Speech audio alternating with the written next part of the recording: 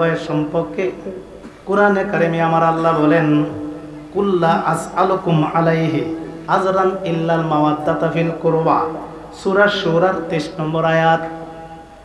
আমার আল্লাহ বলেন, দোস্ত নবী গো, আপনার উম্মত দিগকে আপনি জানাইয়া দিন, আপনি যে রিসালাতের দাওয়াত গড়ে গড়ে পৌঁছিয়েছেন, মেহনত করেছেন, এটার বিনিময়ে আপনি কিছুই চান না, একমাত্র আপনার নিকটতম আত্মীয়র মহব্বত ছাড়া।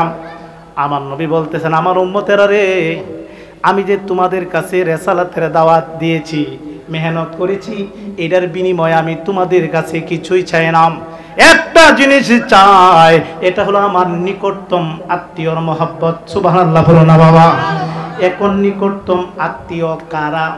নবীজি বললেন, আমার নিকটতম আত্মীয়র মহব্বত শুধু আমি তোমাদের কাছে চাই। এখন নবীর নিকটতম আত্মীয় কারা, এই ব্যাপারে বাবা তাফসির রুহুল বয়ানে আল্লামা ইসমাইল হাক্কি রহমাতুল্লাহ আলাইহি একটা কোল তুলে ধরেছেন, যেটা হযরত ইবনে আব্বাস, যিনি রইসুল মুফাসসিরিন, হযরত ইবনে আব্বাস রাদিয়াল্লাহু তাআলা আনহু নবীজির দরবারে আরজ করলেন, ইয়া রাসূলুল্লাহ, নবী গো, ও দয়াল নবী, আপনি যে বললেন যে আমি নিকট আত্মীয়র মহব্বত ছাড়া আমি তোমাদের কাছে কিছুই যায় না, তাহলে কোরআন দ্বারা তো সাবেদ হলো আপনার নিকট আত্মীয় যারা, তাদেরকে মানা হলো আমাদের ওয়াজিব। যেহেতু আল্লাহ পাক আদেশ দিয়েছেন আপনার নিকট আত্মীয়দেরকে মহব্বত করতে হবে। এখন নিকট আত্মীয়, নিকটতম আত্মীয় কারা আমি জানতে চাই। আমার দয়াল নবী কয়, হে ইবনে আব্বাস শুনো, আমার নিকটতম আত্মীয় হইল আলী ওয়া ফাতেমা ওয়া আবনাহুমা। চিৎকার দেখুন সুবহানাল্লাহ। আমার নবী কয়, আমার নিকটতম আত্মীয় হইল হযরত আলী এবং মা ফাতেমা এবং তার দুই সন্তান ইমাম হাসান এবং হুসাইন। জোরে কোন সুবহানাল্লাহ।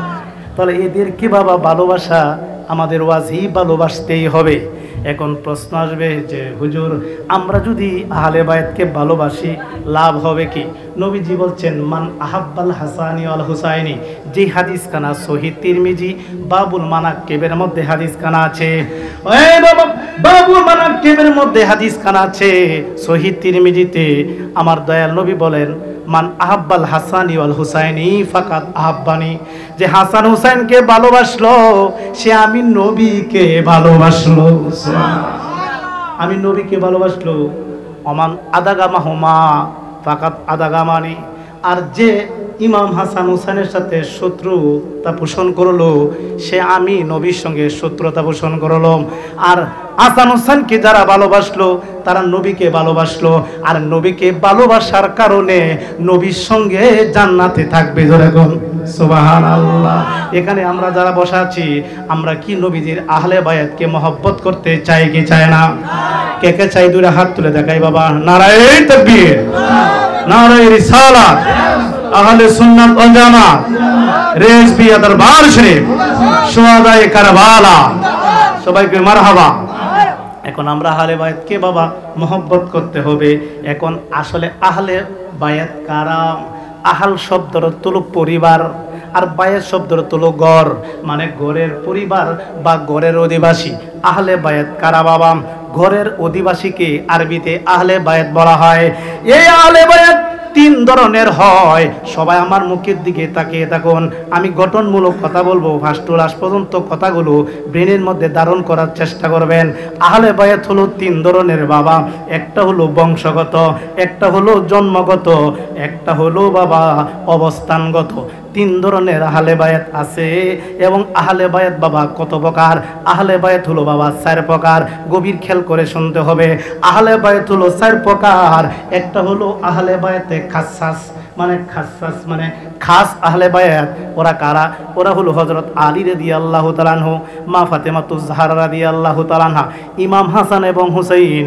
এরা হলো আহলে বায়াতে খাসাস। চিৎকার দেখুন সুবহানাল্লাহ।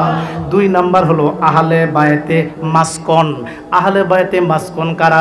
নবী স্ত্রীগণ কো বাবা ঘরের অধিবাসী। নবী স্ত্রীগণ বাবা ঘরের অধিবাসী, ওরও আহলে বায়াত। নবী স্ত্রীগণ আহলে বায়াত, এটা বলা হয় আহলে বায়াতে মাসকন। আরেকটা আহলে বায়াত আছে যেটা আহলে বায়াতের নসব। আহলে বায়াতের নসব কারে কয়? যেটা হলো বনু হাশিমের বংশধর, অর্থাৎ নবীর যে বংশ ছিল এই বংশটাকে বলা হয় আহলে বায়াতের নসব।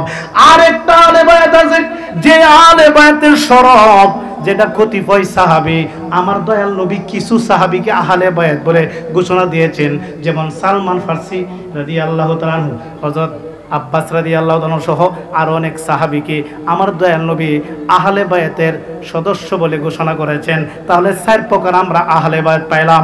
একটা আহলে বায়াতে খাসাস, একটা আহলে বায়াতে মাসকন, একটা আহলে বায়াতের নসব, একটা আহলে বায়াতের শরফ। চিৎকার দিয়ে কোন সুবহানাল্লাহ।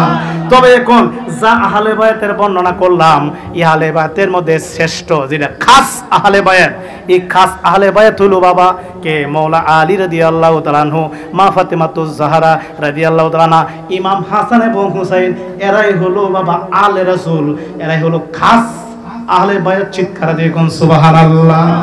এখন বাবা আহলে বায়াত সম্পর্কে আমরা মোটামুটি জানলাম। এখন আমরা আরেকটা বিষয় জানবো, আহলে বায়াত কারা? পাঁচজন। মুহাম্মদ সাল্লাল্লাহু আলাইহি ওয়াসাল্লাম, মৌলা আলী রাদিয়াল্লাহু তাআলা আনহু, এরপর হলো মা ফাতেমাতুজ জাহরা রাদিয়াল্লাহু তাআলা আনহা, ইমাম হাসান এবং ইমাম হুসাইন। এই পাঁচজন যে আহলে বায়াত, এই পাঁচজন আহলে বায়াত সম্পর্কে আমার আল্লাহ কোরআনে বলছেন, আহলেল বাইতি আহলাল বাইতি ওয়া ইতাহহিরুকুম তাতহীরান, অর্থাৎ আল্লাহ বলতেছেন আমি আহলে বায়াতকে পবিত্র করে দিয়েছি। চিৎকার দিয়ে কোন সুবহানাল্লাহ। তাহলে আহলে বায়াত কি অপবিত্র না পবিত্র? আহলে বায়াতকে পবিত্র ঘোষণা করেছেন কে? কোন জায়গায়? সূরা আহজাব আয়াত নম্বর 33। এখানে আল্লাহ নিজে আহলে বায়াতকে পবিত্র বলে ঘোষণা দিয়েছেন। এখন আমরা যে আহলে বায়াত বলতে